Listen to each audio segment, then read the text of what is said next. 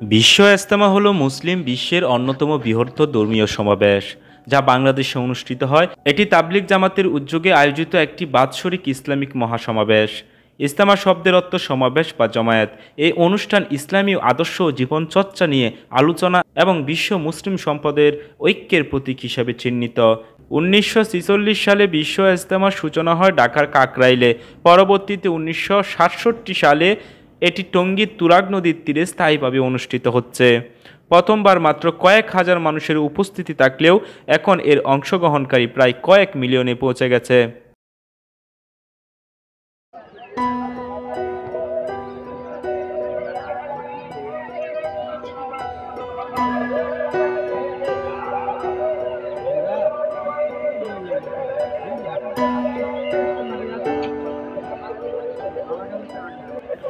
টঙ্গীতে বিশ্ব ইজতেমার দ্বিতীয় পর্ব শুরু আজ। টঙ্গীর তুরাগ নদের তীরে তাবলিগ জামাতের 58তম বিশ্ব ইজতেমার দ্বিতীয় পর্ব শুরু আজ। নিয়ম অনুযায়ী আজ বাদ ফজর আমবয়ানের মধ্য দিয়ে ইজতেমার মূল আনুষ্ঠানিকতা শুরু হওয়ার কথা থাকলেও বৃহস্পতিবার বাদ আসর পাকিস্তানের মাওলানা হারুনের আমবয়ানের মধ্য দিয়ে আনুষ্ঠানিকভাবে ইজতেমার কার্যক্রম শুরু হয়। আইনশৃঙ্খলা রক্ষাকারী বাহিনীর 5 স্তরের নিরাপত্তায় দিল্লির নিজামুদ্দিন মার্কাজের মাওলানা সাদ অনুসারী মুসল্লিরা অংশ নিয়েছেন এ পর্বের ইজতেমায়ও আগত মুসল্লিদের উদ্দেশ্যে ঈমান আমলের উপর তাবলিগ জামাতের শীর্ষস্থানীয় দেশি বিদেশি আলেম বয়ান করছেন। আখেরি মুনাজাতের পূর্ব পর্যন্ত বিভিন্ন ভাষায় পর্যায়ক্রমে বয়ান করবেন। আজ ইজতেমা ময়দানে দেশের বৃহত্তর জুমার নামাজ অনুষ্ঠিত হয়েছে। বৃহস্পতিবার বিকাল পর্যন্ত 7 শতাধিক বিদেশি মেহমান ময়দানে অবস্থান নিয়েছেন বলে সরকারি সূত্রে জানা গেছে।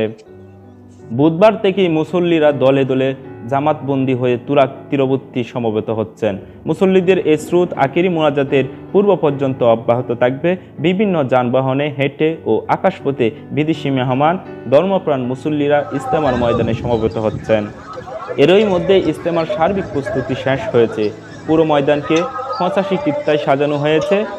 ইজতেমা চলাকালীন ট্রাফিক ও যাতায়াত ব্যবস্থা আগের মতোই থাকবে বলে জানা গেছে। প্রথম পর্বের বিশ্ব ইজতেমা যেভাবে পরিচালিত হয়েছে একইভাবে দ্বিতীয় পর্বে বিশ্ব ইজতেমা পরিচালিত হবে বলে ইজতেমা পরিচালনা কমিটি, স্থানীয় জেলা প্রশাসক, সিটি কর্পোরেশন, স্বাস্থ্য অধিদপ্তর, তিতাস গ্যাস, রেলওয়ে, সড়ক ও জনপথ, ফায়ার সার্ভিস, আইনশৃঙ্খলা বাহিনী, র্যাব, পুলিশ, সিটিএসবি, ডিএসবি সহ বিভিন্ন প্রশাসনিক অধিদপ্তরের সূত্রে জানা গেছে।